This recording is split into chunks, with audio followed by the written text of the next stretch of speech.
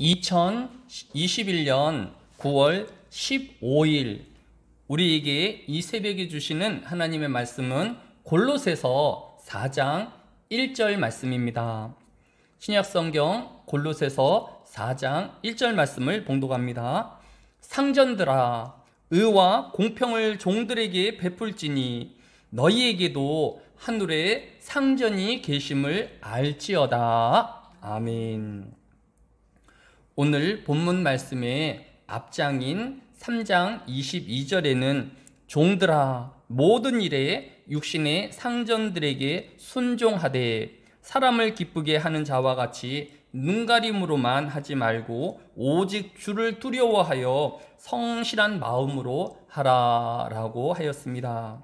사람은 권위를 존중하며 순종할 것을 명명하고 있는 것입니다. 왜냐하면 로마서 13장 1절로 2절에 이르기를 각 사람은 위에 있는 권세들에게 복종하라. 권세는 하나님께로부터 나지 않음이 없나니 모든 권세가 다 하나님께서 정하신 바라라고 말씀하셨기 때문입니다. 모든 권세는 하나님께서 정하신 거, 또 사람에게 주신 것이기에 권세를 순종하는 것은 사람에게 순종하는 것이 아니라 곧 하나님에게 순종하는 것이다 라는 것입니다.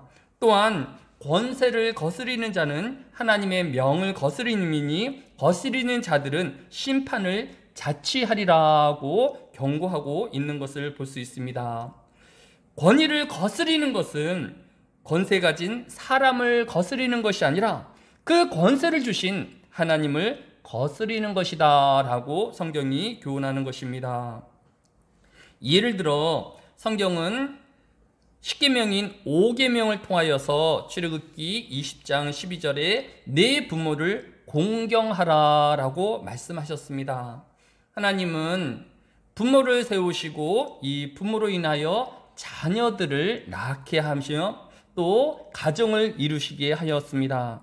그런데 자녀가 부모를 공경하지 않으면 이 가정을 세우시고 또 자녀를 낳게 하신 하나님의 질서를 깨뜨리는 것이며 하나님을 경외하지 않는다라는 것입니다.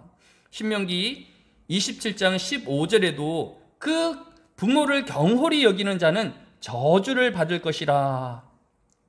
하나님의 말씀에 순종하는 것은 하나님께서 주신 질서와 권위를 존중하며 하나님 앞에서의 삶을 사는 것입니다. 다가온 명절인 추석은 하나님의 질서를 따라 부모에게 순종하는 자녀들이 하나님의 복을 받는 첩경인 것을 깨닫는 시간이어야 할 것입니다. 사무엘상 15장 22절에 사무엘이 가로되 여호와께서 번제와 다른 제사를 그 목소리 순종하는 것을 좋아하심같이 좋아하시겠나이까. 순종이 제사보다 낫고 듣는 것이 수양의 기름보다 나으니라고 사울을 권하고 있는 것을 볼 수 있습니다. 그 어떤 효도나 선물보다 주 안에서 부모를 순종하며 권위를 존중하는 성도들이 되어야 할 것입니다. 이제 오늘 본문 말씀은 상전이 종에게 취할 태도에 대해서 성경에 교훈을 교훈하고 있습니다. 1절을 보면 상전들아, 의와 공평을 종들에게 베풀지니라고 하였습니다. 로마 시대에는 세계 곳곳을 식민지로 삼아 수많은 노예들과 종들이 넘쳐나는 시대였습니다.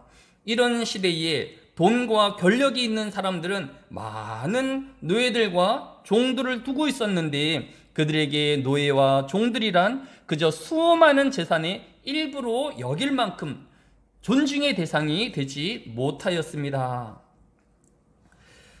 또 오늘날 이 시대에도 또 높은 상전인 대통령과 또 많은 정치가들이 있는 것을 볼 수 있습니다.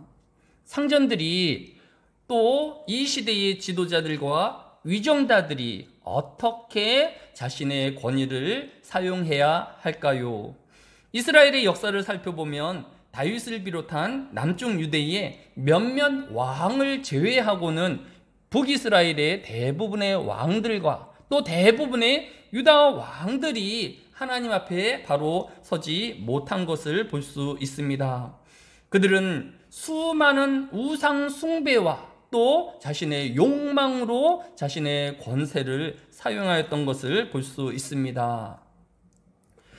하나님의 백성인 이스라엘 백성들이 이방 민족에게 짓밟히고 또 그들의 포로가 되어간 이유가 무엇일까요? 신명기 14장에는 6장 14절에는 너희는 다른 신을 곧 네 사면에 있는 백성의 신들을 따르지 말라. 너희 중에 계신 너희의 하나님 여호와는 질투하는 하나님이신즉 너희의 하나님 여호와께서 내게 진노하사 너를 지면에서 멸절시키실까 두려워하노라 라고 교훈하고 있는 것을 볼 수 있습니다.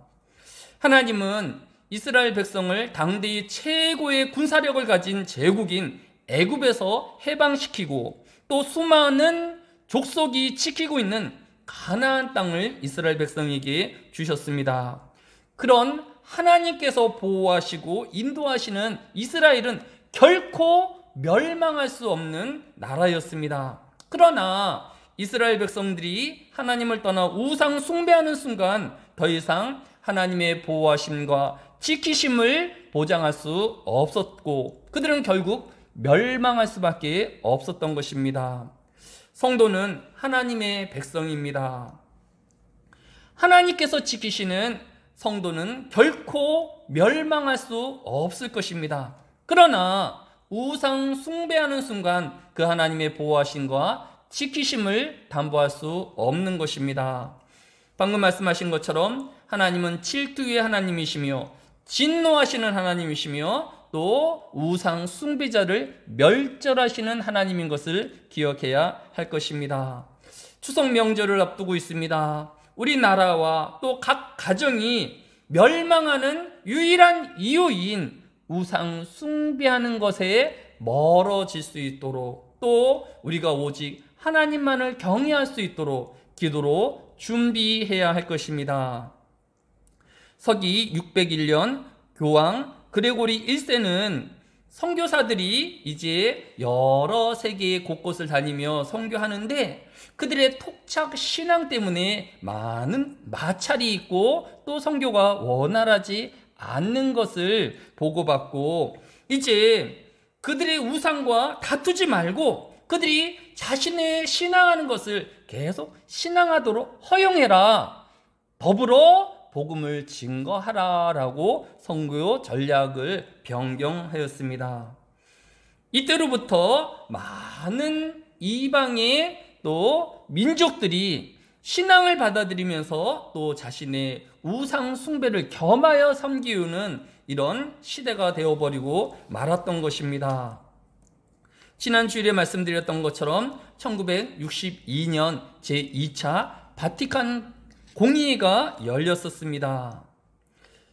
이때의 교황 23세는 민족들의 풍속들을 해치지 말고 또 가능하면 보존하면서 공존할 수 있는 방법들을 찾으라라고 하였습니다.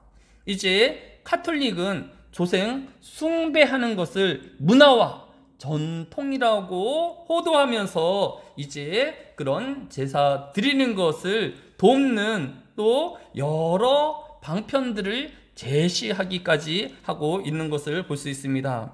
이제 카톨릭 안에서 제사상 차리기라는 모범 순서까지 만들어서 이 카톨릭 신도들에게 보급하고 있는 실정인 것을 볼 수 있습니다.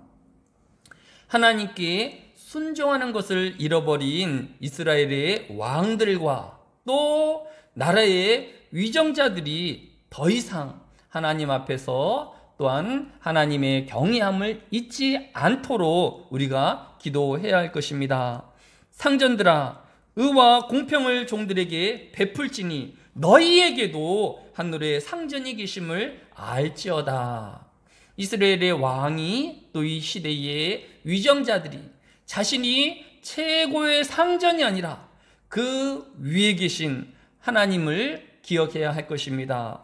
권세를 주신 하나님을 경외해야 할 것입니다. 하나님께서 그들에게 권세를 주시지 아니하였다라면 그들이 그 자리에 있을 수 없음을 깨달아야 할 것입니다.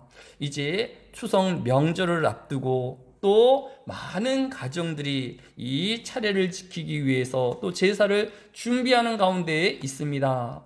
우리 하나님을 믿는 모든 성도들은 오직 하나님을 경외하며 또 우리 위에 있는 상전들이 하나님을 경외하기를 위하여 기도하는 한 주간 되어지기를 주의 이름으로 축원합니다.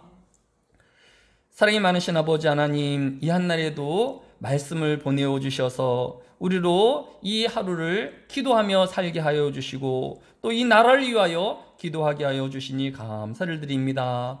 위정자로 시작하여서 모든 상전들이 하나님을 경외하게 하여 주시며 두려워하며 우상 숭배에 빠지지 아니할 수 있도록 주여 우리 연약함을 도와주옵소서.